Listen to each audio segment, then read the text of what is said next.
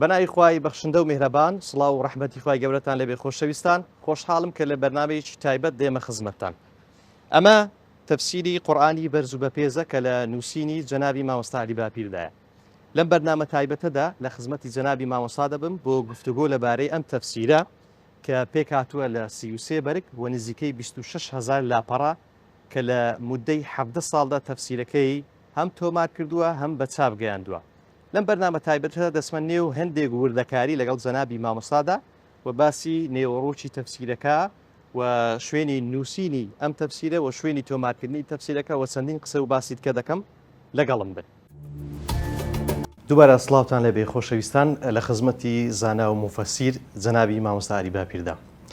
جەنابی مامۆستا محەممەد جەمیل زۆر خۆشحاڵین کە دەرفەتە بە ئێمەدا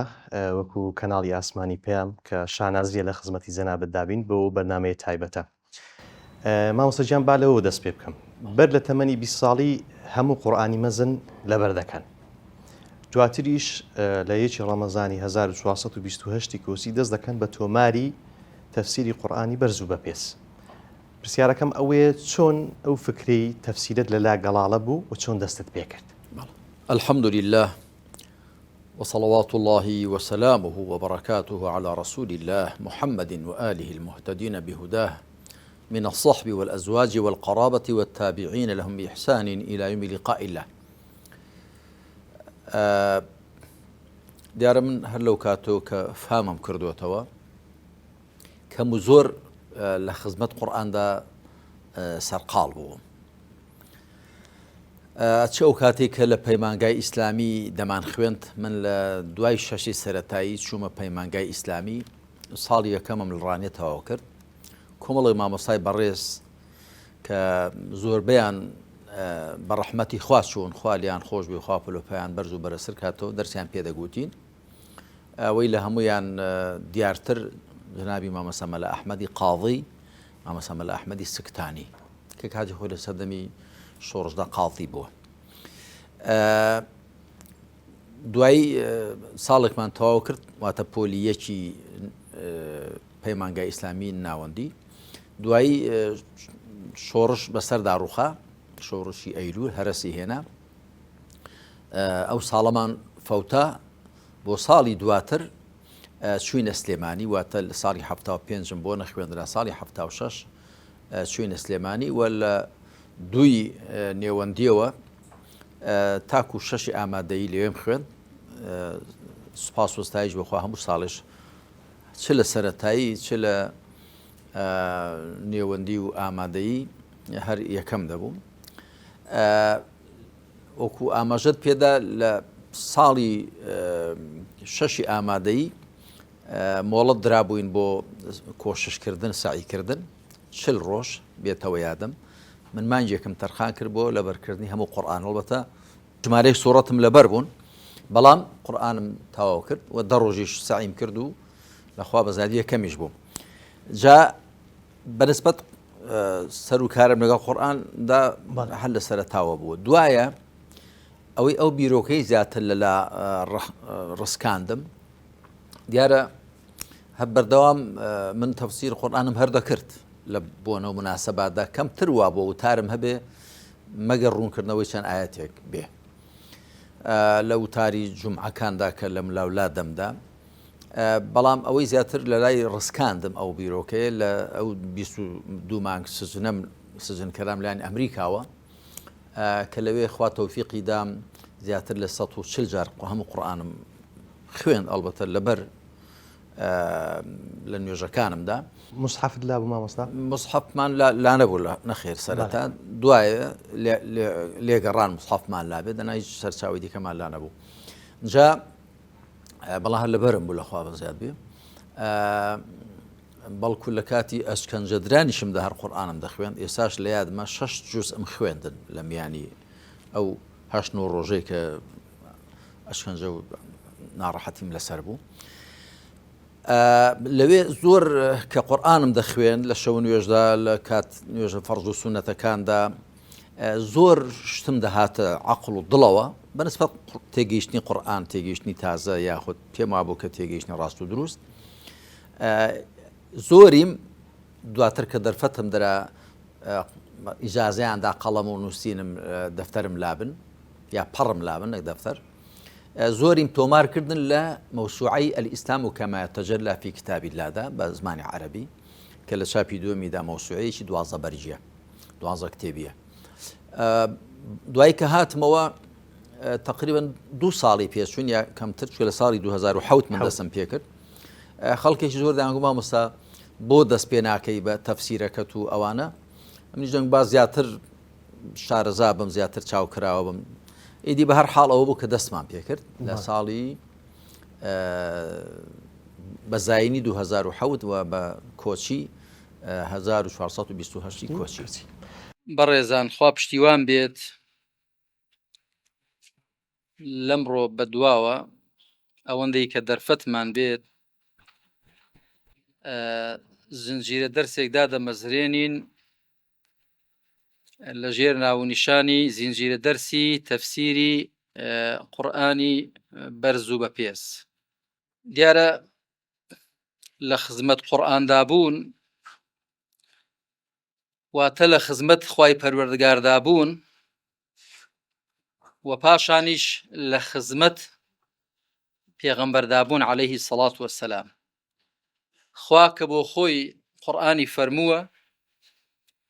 و پێغەمبەریش عەلەیهی سەڵات وەسەلام کە قورئانی لێ وەرگرتووە دوای بە خوای پەروەردگار بە جیبریلدا بۆی ناردووە یەکەمین دڵێک کە قورئانی بۆ سەر نازڵ بووە دڵ و دەرونی مبارەکی پێغەمبەری خاتەم بووە سەڵات و سەلامی خوای لەسەر بێ مامۆستا گیان ناود لێناوە تەفسیری قورئانی بەرز و بەپێز ئەوەی کە لە بەرچاومانە لە 33 بەرگدا ئەم ناوە بۆ ئەم ناوە من زیاتر هەوڵ دەدەم وشەکانی قورئان بەکاربێنم خوای پەروەردگار ناوی لە کتێبەکەی خۆی ناوە ئینەه فی ئومی الکتاب لدینا لعلی حەکیم لە سەرەتای سوورەتی الزخرف و دەفەرمێت لە ئوم الکتابدا واتە لە لەوح المەحفوظدا یاخود لە زانیاری ئەزەلی خوادا ئەمە کتێبێکە بەرزە و کاربەجێیە وشەی بەرزم لێ وەرگرتووە وشەی بە پێزیش معنای مبارەکە مبارك لآية سورة صادم ورقرتوا كتاب أنزلناه إليك مبارك ليدبروا آياته وليتذكر أولو الألباب أما كتابك بولايتو من داب زاندو مبارك واتبا بيزا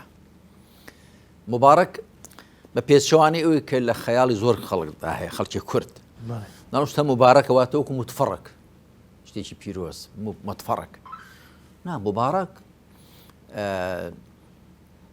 لە بەڕەکەوە هاتووە بەڕەکەش لە ئەلبورکەوە هاتووە ئەلبورکە یعنی گۆماو کە ئاوی تێدا ڕادەوەستێ دادەوەستێ کەواتە بەڕەکەت لە بڕکەوە هاتۆ گۆما و ئاوی داوەستا و ئاوی ڕاوەستا و بۆی زانایان گوتویانە مبارەک واتە کەثیر الخەیر خەیری زۆر بێ بە پێز بێ بە بەرهەم بێ ئەو وشەیەشم لێوە وەرگرتووە واتە هەر وشەیە لە سوورەتێک وەرم گرتووە هەڵبەتە دەشمانتوانی بڵێین تەفسیری قورئانی بەرز و لە جیاتی بە پێز بڵێن بەڕێز چکە خوای پەروەردگار وشەی کەریمیشی بۆ قورئان وئینەه لەکتاب کەریم بەڕێزە یاخود بەخشندە و خوا سبحانه وتعالى من لە کتێبی قورئانی مەزەی لە نۆزەتە وەردا زیاتر لە 40 وەسفم هێناوە کە خوا کتێبی خۆی پێ وەسف کردووە و قورئان 5 ناوی سەرەکی هەن قورئان واتە خوێندراوە کتاب واتە نووسراو ئێمە بە دووڕێ قورئانمان پێگەیشتووە هەم بە خوێندراوەی کە هاوڵان لەبەریان کردووە لە دەمی مبارەکی پێغەمبەر وەریان گرتووە صلی الله عليه وآله وسلم و هەم بە نووسراوەی کە نووسەرەکان کوتاب الوحی نووسیویانەتەوە ناوی سێمی قورئان بریتە لە ذیکر وأنزلنا إليك الذكر لتبين للناس ما نزل إليهم ذكر واتە بیرخەرەوە یاخود ناو بانک هەروەها ناوی چوارەمی قورئان فورقان تبارك الذي نزل الفرقان على عبده ليكون للعالمين نذيرا. فرقان واتل ليك جاكروا حقنا حق، حرام وحلال، باطل حق وكوتم أمجا راستو الشود شاكو خراب بيسو باك هموي ليك جا ذكاته. هروها نايو بينزمي قرآن بريتيلا كلام الله حتى يسمع كلام الله، وإن أحد من المشركين استجارك فأجره حتى يسمع كلام الله. هروها يبدلون كلام الله، يحرفون كلام الله من بعد ما سمعوه لسورة بقرة. يعني فرمايشتي إخوة قصي إخوة سبحانه وتعالى أو بينشنا وهاتون بلام قرآن بزور وصفاته من أود وصفهم كردون بنا ونشان بو تفسيرك باش لبرجي يكم كسورة الفاتحة والبقرة لە پێشەچیەکەی و ڕێخۆشکردنەکە باس لە کردووە کە سوودم لە نزیکەی 11 تەفسیر وەرگرتووە، بەڵام دواتر سوود وەرگرتنەکە لە تەفسیری زیاتریش بووە. دەمەوێت بپرسم بەسەرەکی تریان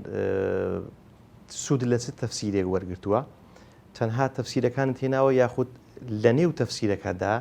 چ شتێک وەکو تێفکرین و تێگەیشتنی مامۆستا جێی بۆتەوە؟ وڵا کاک محەممەد من چ بۆ ئەو تەفسیرەکە نووسیومە خی پەروەردگار بەرەکەتی تێبخا و انشاءڵە بەرەکەت دارە چونکە ڕوونکردنەوەی فەرمایشتی خوایە و چ بۆ هەر کتێبێکی دیکەشم پێم خۆش نییە ناقیل بم گوازەرەوە هەندێک کەس هەندێشت دەنووسێت ناقیلە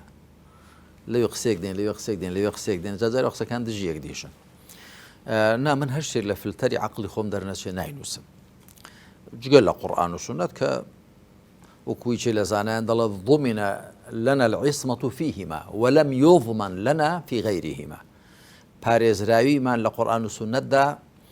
بو جرانتي كراو بلام لزجل وان دا جرانتي نكراو.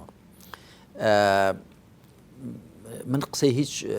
رون كرويش قرآن ناهينم ببي أوي لما حكي عقلي خو من زارو دي هنا قصك ظلم آواي قتوه بلام بيم شكناه هيج كامل رون كرواني قرآن كليان بهرمند بوم ورضا ورحمتي خوان لبي هيش كان أول نبوة كقسيجي بسردانة دموه ياخد تبين يكم لسري نبي لجرز وحرمة دربرني زور بو هموان بلام أوي زوت زيادة بشتم بيه بس تفسير طبرية جامع البيان في تفسير القرآن كالطبري أبو جعفر الطبري ناي محمد بإمام المفسرين ناو داره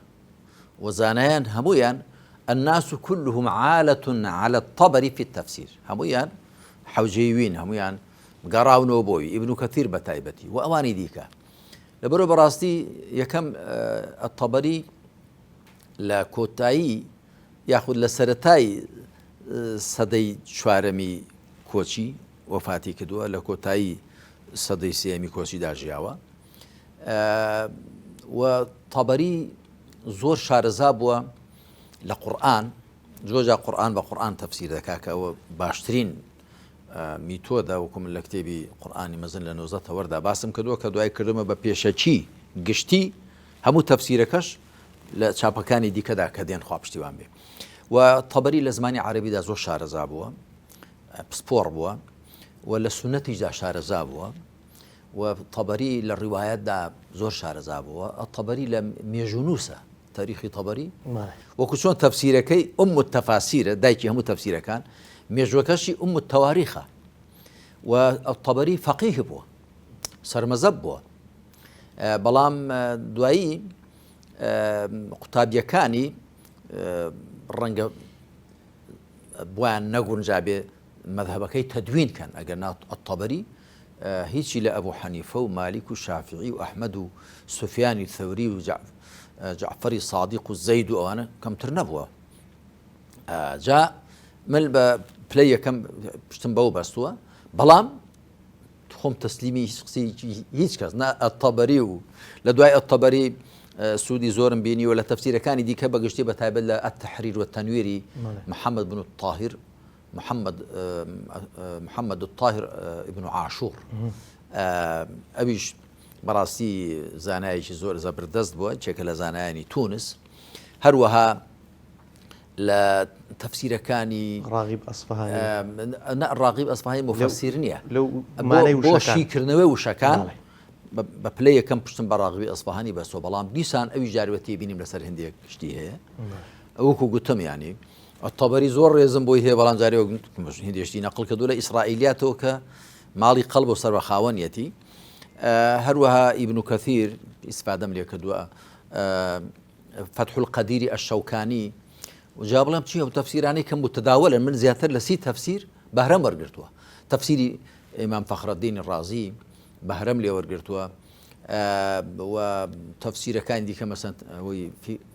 سيد قطب في الظلال كأو تفسير نية للراسي ده بلا بتفسير نايو رويشتو بلام زي بريتيلا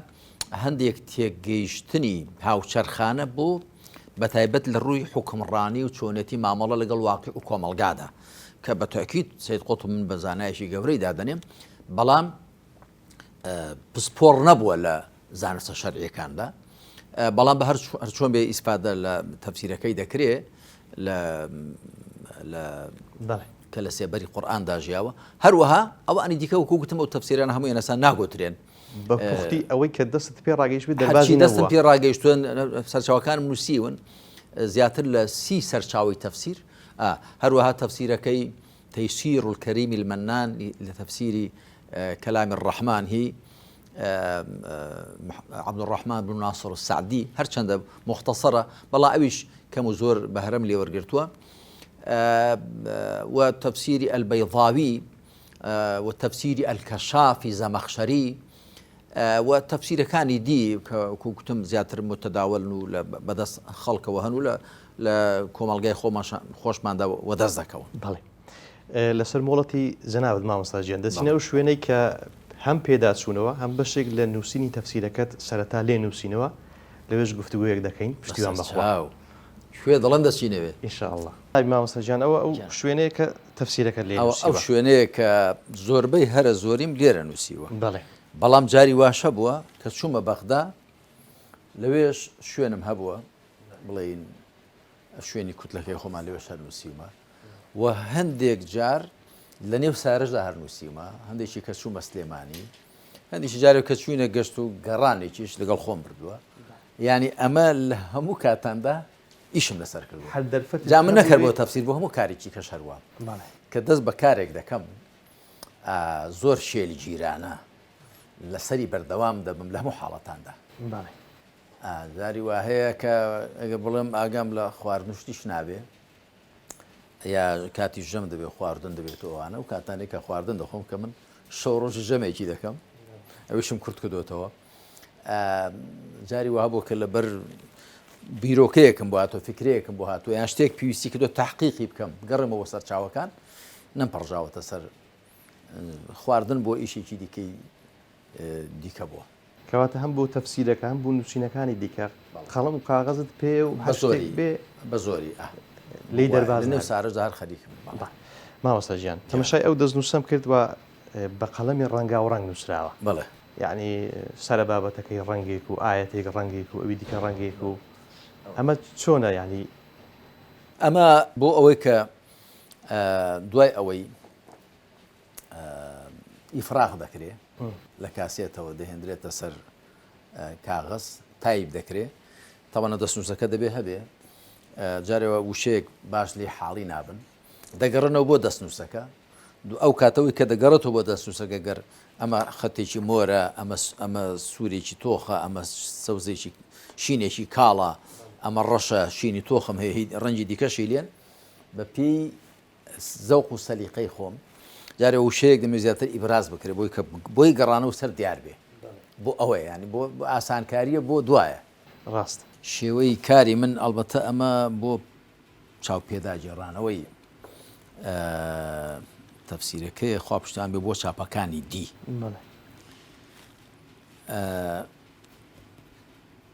ئەنجا بەو شێوەیە من دێم ئەمە لێرە ئێستا لە مەسەلە گرنگەکانم عنوان ناو نیشانەکەی دەنووسم یاخود پوختەی ئەوەی کە ئەو ئاەتانە دەیگێنن دەینووسم دوایە ئاەتەکە دێنم یاخۆ ئاەتەکان دێنم گەر یەکە دووە سێ چەندە و پاشان بڕگە بڕگەی دەکەم یعنی ژمارەی بڕگەکانیش دەنووسم وەکو گوتم ئەو حەوت قۆناغی کە باست ئەمە جارێ بەس لە مەسەلە گرنگەکان باڵێ ئەدەنا حەوت قۆناغەکە لە ئەوانی پێشتر هاتوون بۆ وێنە ئەمە دەرسی شازەیەم لێرە ئەمە پێناسەی ئەم دەرسە پێناسەی دەرسەکە دوایی ئاەتەکانم هێناوە دوایی مانای دەقا و دەقەکەی هێناوە واتەمانای وشە بە وشە ئەمجا شیکردنەوەی وشەکان ئەها چەند وردەکاریم تێدا کە دوورە شیکردنەوەی وشەکان ئەمجا مانای گشتی کە دەبێتە تەفسیرێکی سەر بەخۆ مختصەر بڵێین دوای چاپی دەکەین ئەمجا چەند مەسەلێکی گرنگ کە دوایی گۆڕم بە مەسەلە گرنگەکان ئەمیش مەسەلەکە ئەوە تا دەیهێنم ئاەتەکە دێنم ناو نیشانەکەی دێنم دوای جاری وا هەیە ئەمە مەسەرەن هەڵوەشانەوەی بۆچوونێکی هەڵەی شیعە لەبارەی ئەم ئاەتەوە کە ئەوان پیان وا بۆ لەبارەی ڕاگەیاندنی ئیمامەتی عالیەوە هاتووە گوتومە هەر هیچ ڕەبتی بێەوە نییە ئاوە بەو شێوەیە ئەمجا دوادێ مەسەر مەسەلەی دیکە دوادێ مەسەر مەسەلەی دیکە بەو شێوەیە مامۆستا ئەو مصحەفە بەکاردێنی لێرەبی ئەمەم لە بەردەستە ینی هەم مصحەفێکی مجەوەدە بەڵێ لەبەر بۆ لەبەر دەستگرتن ئاسانترە بەڵام ئەوانە هەمووی تەفسیرن هەمووی تەفسیرن ئەوانە هەموو سەرچاون و هەندێکیشان لێرە نین لە تەفسیرەکان هەندێکیشان لە ماڵن دوایدان هیچ کە لێرە جیان نابێتەوە هەندێکی ئەوە هەندێک قاموسی زمانن ئەمە المعجم الوسيطة ئەمە پەیمانی کۆنە دەگەڕێمەوە بۆ پەیمانی کۆن و نوێ التفسير والتطبيق للكتاب المقدس ودەگەڕێمەوە بۆ ئەمە المنجدة ئەمە المصباح والمنيرة ئەمە مختار الصحاح ئەمە التعريفات الجرجانية ئەمانە هەموو قاموسن ئەوش تەفسیرەکانن یەکی لەو تەفسیرانەش کە ئیستیفادەم لێ کردووە القرطبية الجامع لأحكام القرآن هروها خواطير الشيخ محمد شعراوي وتفسير محاسن التأويل قاسمي أضواء البيان شنقيطي وروح المعاني آلوسي أو أنا همي ديارة هيدي كشن نەخشەڕەیەک داناوە لە نێو تەفسیرەکەت کە جیاوازە لە تەفسیرەکانی دیکە کە ئەوەی بەبەرچاوی من کەوتووە ئەو نەخشەڕەیە بە حەوت قۆناغدا تێپەڕیوە ئەمە چۆن دادنایە مەبەست لەو نەخشەڕەیە چییە؟ بەتاکید هەر هیچ کەسێک نییە کارێک بکە لە خەڵکی دیکە بەهرەمەند نەبێ ینی با من ئەوە دان پێدا بێنم ینی بەهرەمە گوتۆ لە تەفسیرەکان بەڵام ئەو نەخشەیە لە هیچ لەکەم لە تەفسیرەکاندا نییە من بە حەوت قۆناغ ئاەتەکان تەفسیر دەکەم پێش ئاەتەکان دەخوێنم تەبەن چکۆمە ئەو تەفسیرە هەمووی بە ئیلقا کراوە واتە بێشتن پێش ئاەتەکان دەخوێنم ئەگەر نووسینیش بێ ئاەتەکان دەنووسین دوایی مانای دەقاودەقی ئاەتەکان دەکەم ئەلبەتە پێش ئەوە پێناسەی ئەو دەرسە دەکەم قۆناغی یەکەم ئاەتەکان ئەمجا پێناسەی دەرسەکە ئەمجا مانای دەقاودەق واتە مانای وشە بە وشە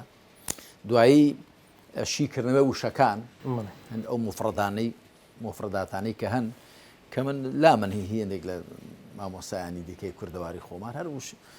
هەر وشەیەکیان بێ وشە معناکە بکەوان نییە من شی دەکەمەوە ینی شیکردنەوەی وشەکان و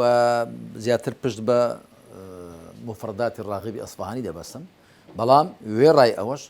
پشت دەبەستم بە فەڕەنگەکانی دیکەی زمانیش و جارێت تێبینیم هەیە لەسەر هەندێک لە ماناکردنەکانی ڕاغب هەرچەندە زانایشی زۆر زەبردەست بووە زۆر معتەمەدە پاشان فەرموو ئەوەش دەکەم جاری وا هەیە کە دەگەڕێمە بۆ لیسان العرب بۆ القاموس المحيط بۆ المعجم الوسيط وبۆ المصباح المنير فيومي هەروەها بۆ مختار الصحاح الرازي دەگەڕێمەوە بۆ ئەوانە بۆ وشەکان ئەمە شیکردنەوەی وشەکان دوای دێمە سەر مانای هۆی هاتنە خوار ئەگەر هەبێ هۆیەکانی هاتنە خوار کە ئەویش ئەوەی کە کەم وا هەیە ئەوەی سەنەدێکی ڕاستی نەبێ بیهێنم جاری واشەیە بۆ لە چاپی یەکەم هێناومە ڕەنگە دوایە چای پێدا بجێڕمەوە چای پێدا جێڕمەوە دوایی دێمە سەر مانای گشتی تەفسیرێکی پوختە کە خوا پشتیوان بێت لە داهاتوودا مانای گشتەکەی لە تەفسیرێکدا واتە لە 5 تا 7 بەرێک لەوانەیە ببێ چاپی دەکەین. دوایی دێمە سەر مەسەلە گرنگەکان. مەسەلە گرنگەکان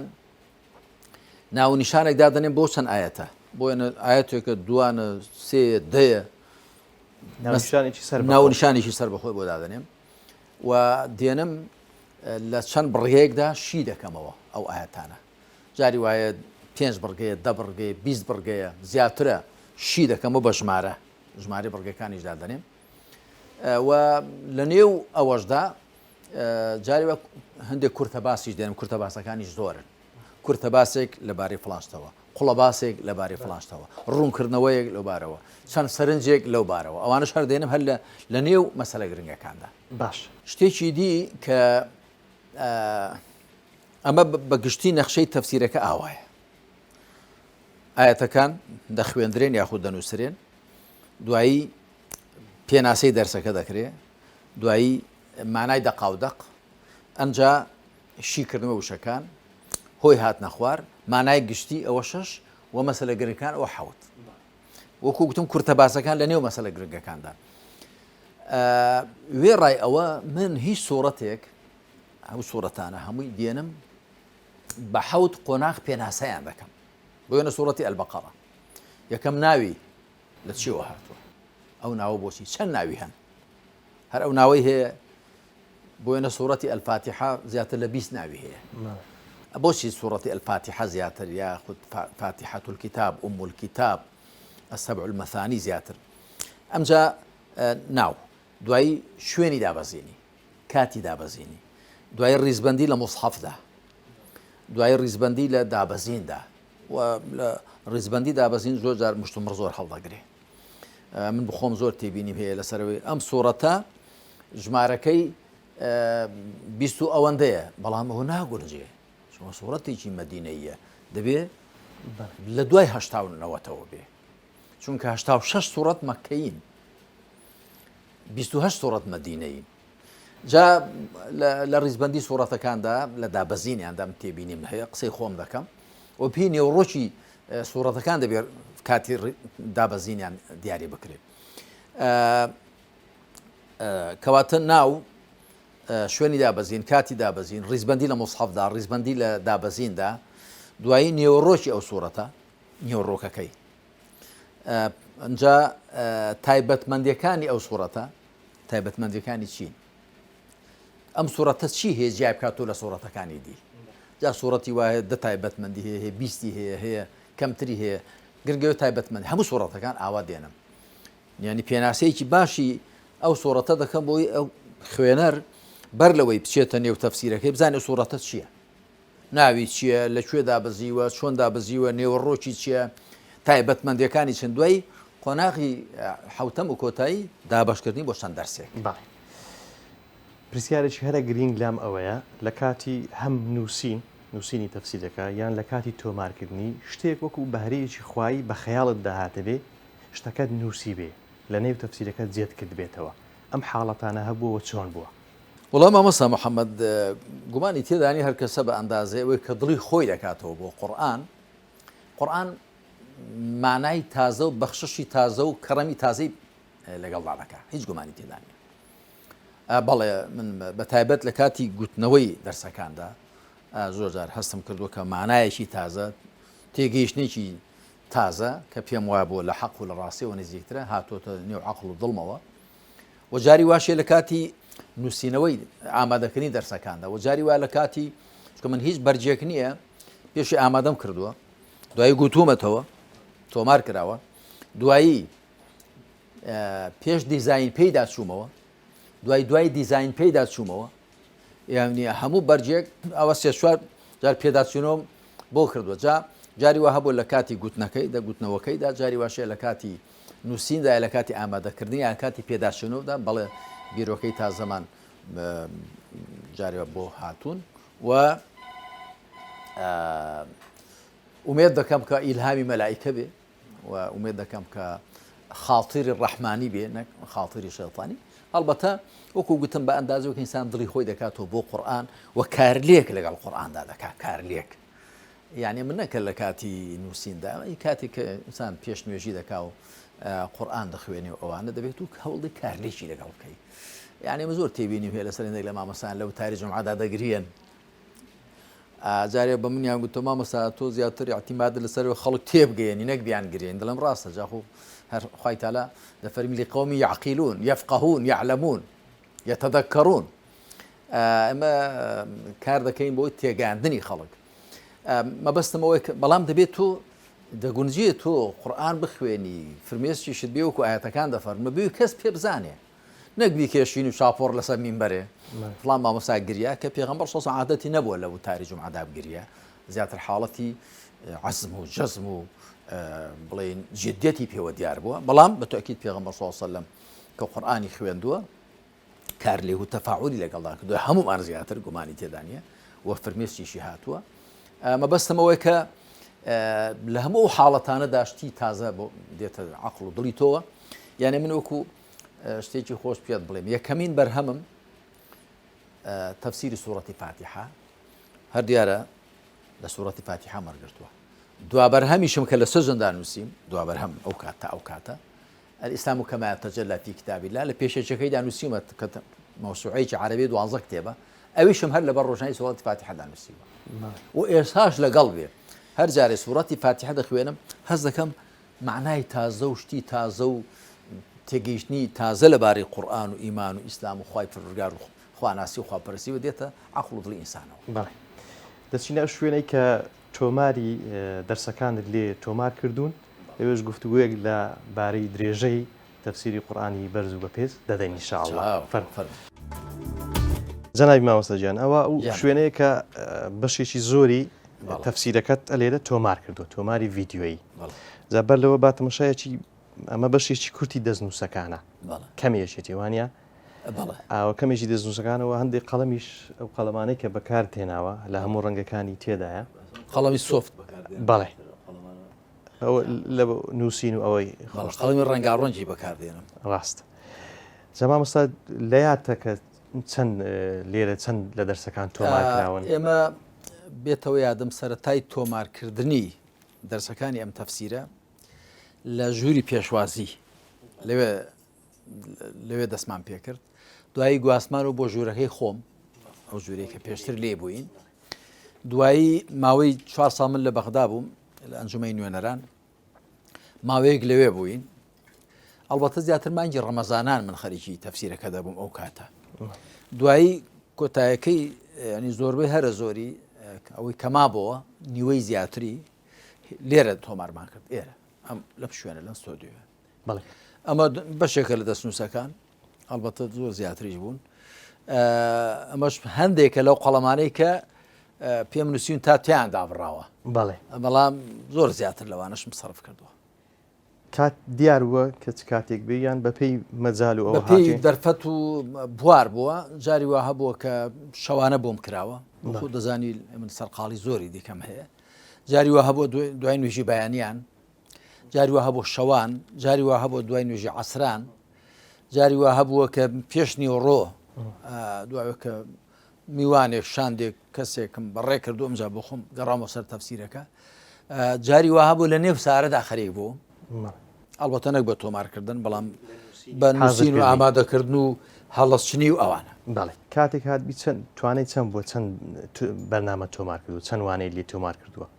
کەم وا هەبوو بە دەرسێک ئیکتیفا بکەین بە زۆری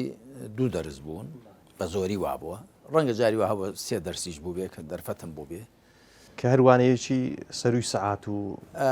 هەروانێک کەمتر لە سەعاتێک جارێ وەختێک دەرسەکانمان وا دانابوو بۆی بە کەڵکی تەلەڤیزیۆن بێن ناگو نابێت لە نێو سەعات تێپەڕێ بێتەوە یادم دوایی کردمان بە 3 چارەک کەمتر وا بوو لە 50 دقە بەڵام جاری واشەوە ڕەنگە چوو بێ بۆ لەسەروی 50 دقەش ڕاستە. جا مامۆستا بەهۆی سەرقاڵی زۆرت هەم بەکاری سیاسی کۆمەڵایەتی سەردان بەڵام دەرفەت و کاتیشت هێشتەوە بۆ نووسین بەگشتی و ئەم تەفسیرش بە شێوێکی زۆر تایبەت ئەمە چۆن ڕێگەی خستو؟ وڵی ئەوە کاکە محەممەد ئەگەر ئینسان ئارەزوی شتێکی بێ ڕغبەتە دە شتێک بێ لە دڵ و قەنەعەتەوە و بە عیبادەتیشی بزانی بەتەکید بۆت ئاسان دەبێت. یعنی من نمونەیەکت بۆ بێنمەوە لە تەفسیری سوورەتی الحەج گەیشتمە ئەو ئاتەی کە دەفەرمێ ئەلەم تەڕە أن الله يسجد له من في السماوات ومن في الأرض والشمس والقمر والنجوم والجبال والشجر والدواب وكثير من الناس وكثير حق عليه العذاب ومن يهن الله فما له من مكرم إن الله يفعل ما يشاء. لم آية هەڵوەستەیەکم کرد بەتەمابووم هەربی خەمەنیە و تەفسیر کە باس ئەم ئاەتە باسی ئەوە دەکات نابینی چۆن کەون و کائینات هەمووی بۆ خوا کڕنوش دەبا و بۆ خوا ملکەچە. ئەمر هەڵسام بەنیەتی ئەوەی کە بیکەمە تەفسیری سوورەتی ئەم ئاەتە و لە نێف تەفسیری سوورەتی حەجدا بینوسم، بەڵام دوایی هەر فراوان بوو هەتا مەوسوعەی درەوشانەوەی ئیمان و پوچەڵی ئیلحادی لێ بەرهەم هات، درەوشاوی ئیمان و پوچەڵی ئیلحاد لەبەر ڕۆشنایی زگماک و عەقڵ و وحی و زانستدا کە بوو بە لە چاپی دومیدا بۆتە دوو بەرجی، لە چاپی یەکەمدا یەک بەرجی لاما بە 1000 لاپەڕ زیاترە، لە چاپی دومیدا بۆتە دوو بەرجی 1200 لاپەڕەیی. ئەمە هەر لە زمنی تەفسیرەکەدا دوای گەڕامەوە سەر دەستی تەفسیر بەتەمابووم دوای تەماشامان کرد لەگەڵ برایانە من هەمیشە ڕاوێژیش دەکەم بوانەی کە هاوکار من وتیان مامۆستا وەڵای ئەوە زۆر ئەوە دەبێت تەفسیری سوورەتی حەج زۆر گەورە دەبێت ڕاستی گوتیان بکەین بە کتێبێک بیکەی بە کتێبێک سەر بەخۆ دیکردمان بەو مەوسوعەی ئیمان و ئیلحاد. بەڵێ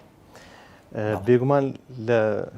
پشتی تۆوە کۆمەڵێک کەسانێکی هەن کە تۆ لە ڕاگەیانی کۆتایی چاپی هەموو تەفسیرەکە بە کەسانێکی دڵسۆز ناوت هێناوە. بەڵێ و لە سەرەتای بەرژی یەکەمی تەفسیرەکەش ئەو کەسەی کە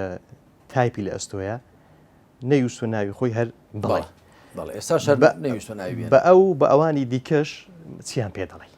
وڵاهی دوعای خێریان بۆ دەکەم و خی پەروەردگار لیان قبول کە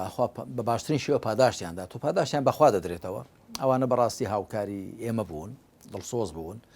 و خەمخۆر و دەستڕەنجینیش بوون و لێبڕاویش بوون، چونکە بەتاکید ئەوانیش لە ئیسراحەت و لە کاتی خۆیانیان جێڕاوەتەوە بۆ تەرخانیان کردو بۆ هاوکاری من بۆ ئەم تەفسیرە، چ بۆ تۆمارکردنی، چ بۆ ئیفراخکردنی دەرسەکان و تایبکرانیان، چ بۆ هەڵەچنی و چ بۆ چاپکردن و چ بۆ بڵاوکردنەوەشی دوای چاپ. یا من زۆر سپاسی هەموو لایەشیان دەکەم ئەوانیان کە دەناسم هێندێکیان ڕەنگە هەر نەشناسم، هێندێکیان وەکو ستاف و گروپ کاریان کردووە. من یەکێکیان دەناسم بەڵام ماوەسامیش کۆمەڵە برا و خۆشک هاوکارم بوون هێندێک خوشتیشی تێدا بن، ئەمن دوعای خێریان بۆ دەکەمەوە خۆ لەخوا پەروەردگار بە داواکارم باشترین شێوە پاداشتیان بداتەوە و گومانی تێدانە کە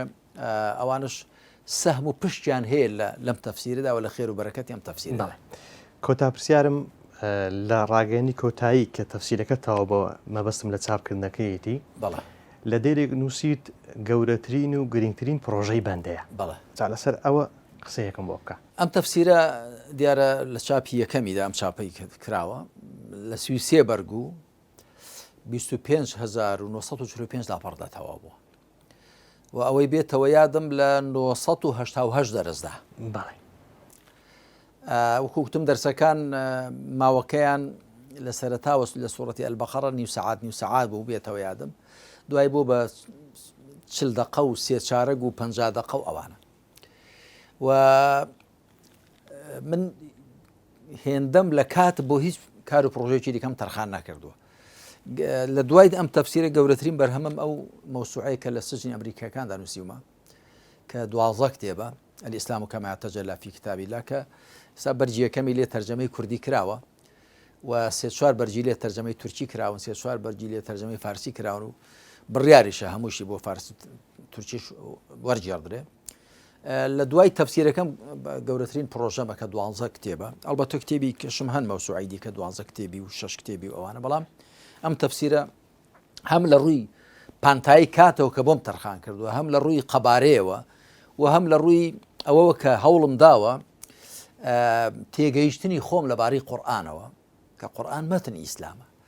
و لەبارەی ڕێوشوێنی ڕێبازی پێغەمبەرەوە عەلەیهی سەڵات وسەلام کە تەطبیقی قورآنە ئەوەی کە بەڕاست و حەق و چاکم زانی و خصومەتە نێو دووتوی ئەم تەفسیرەوە کە لە چاپە یەکەمەکەیدا 33 بەرگە وخوا پشتیوانە لە داهاتوودا نازانم چەندی پێدەچێت چاپی دیکەشی دەکەینەوە و هەوڵش دەدەین بکەینە 30 بەرگ بەرگەکانیش قەبارەیان هەوڵ دەدەین لێک نزیک بێ ئێستا قەبارەی جۆرە و جۆریان هەیە و هەندێکی بە تایبەتی جوزئەکانی سەرەتای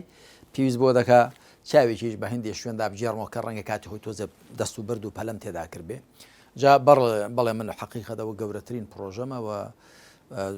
بە چاکترین بەرهەمی خۆمی دەزانم وە زۆرترین ئەوەی کە بە حەق و ڕاستی دەزانم لەبارەی ئیسلام و خستومەتە نێو دووتوی ئەم تەفسیرەوە. جەنابی مامۆستا عەلی باپیر زانە و مفەسیر زۆر سوپاست دەکەین کە لە بەرنامەیەکی زۆر تایبەتدا لە خزمەتت بووین کە باسی تەفسیری قورئانی بەرز و بە پێزمان کرد گوزارێکمان کرد بە خێرایی بە نێوڕۆژی ئەو ئەرکە گرنگ و پڕبایەخەی کە هەتبووە